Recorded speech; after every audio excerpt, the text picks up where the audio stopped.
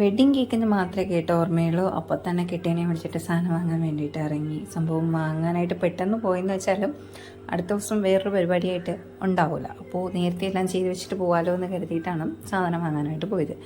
അങ്ങനെ മാർജിൻ ഫ്രീയിലൊക്കെ പോയി. ഈ ഇപ്പോൾ കാണുന്ന സ്ഥലത്തോട് ഈ സാധനം ഞാൻ കയറി പോകാറില്ല. കാര്യം മക്കൾ കൂടെ ഉണ്ടെങ്കിൽ ഇവിടെ മുതലാകത്തില്ല. അതുകൊണ്ട് തന്നെ ഈ ഒരു വഴിയല്ലാതെ അപ്പുറത്തെ വഴി കൂടിയാണ് പോകുന്നത്. കുറച്ച് സാധനങ്ങളായിട്ട് വാങ്ങുമ്പോൾ നമുക്ക് നഷ്ടമാണെങ്കിലും ഓൺലൈനായിട്ട് ഓർഡർ കൊടുത്തത് വരാൻ ലേറ്റായി. അപ്പം നമുക്ക് എമർജൻസി ആയിട്ട് ഓർഡറൊക്കെ വരുമ്പോഴത്തേക്കും സിംഗിളായിട്ട് ഇപ്പോൾ വാങ്ങാനേ നിവൃത്തിയുള്ളൂ.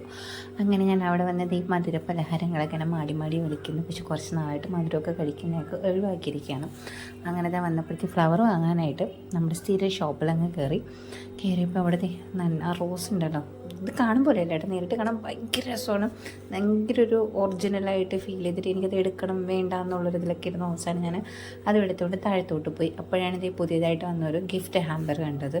സംഭവം എനിക്ക് ഭയങ്കരമായിട്ട് ഇഷ്ടപ്പെട്ടു. സാധാരണ ഒരു ഓർഡർ ആകുമ്പോഴത്തേക്കും പുതിയതൊക്കെ വന്നു കഴിഞ്ഞാൽ അപ്പം തന്നെ വിളിച്ച് പറയും പുതിയതൊക്കെ വന്നിട്ടുണ്ടെന്ന്. അപ്പോൾ എനിക്ക് ഈ പർപ്പിളും റെഡും ഭയങ്കരമായിട്ട് ഇഷ്ടപ്പെട്ടു കേട്ടോ. പക്ഷേ ഓർഡറൊന്നും ഇല്ലാത്തതുകൊണ്ട് എടുത്തില്ല.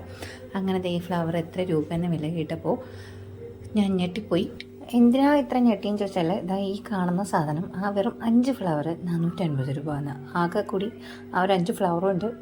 കൂട്ടത്തിൽ ഈ വിടരാനായിട്ട് ഇങ്ങനെ നിൽക്കുന്ന പോലത്തെ മുട്ടുകളൊക്കെ വെച്ചിട്ട് ഈ കണ്ടപ്പോൾ ഭയങ്കരമായിട്ട് ഒറിജിനാലിറ്റി തോന്നിയിട്ടാണ് ഇത് വാങ്ങണമെന്നില്ല. എനിക്ക് വാങ്ങണമെന്നുണ്ട്, വാങ്ങണ്ടെന്നുണ്ട്.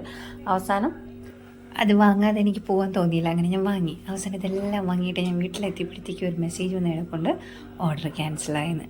കയ്യിലെ പൈസയും പോയി, അത്രയും വില കൊടുത്ത് ഫ്ലവറും വാങ്ങി, ഓർഡറും ക്യാൻസലായി.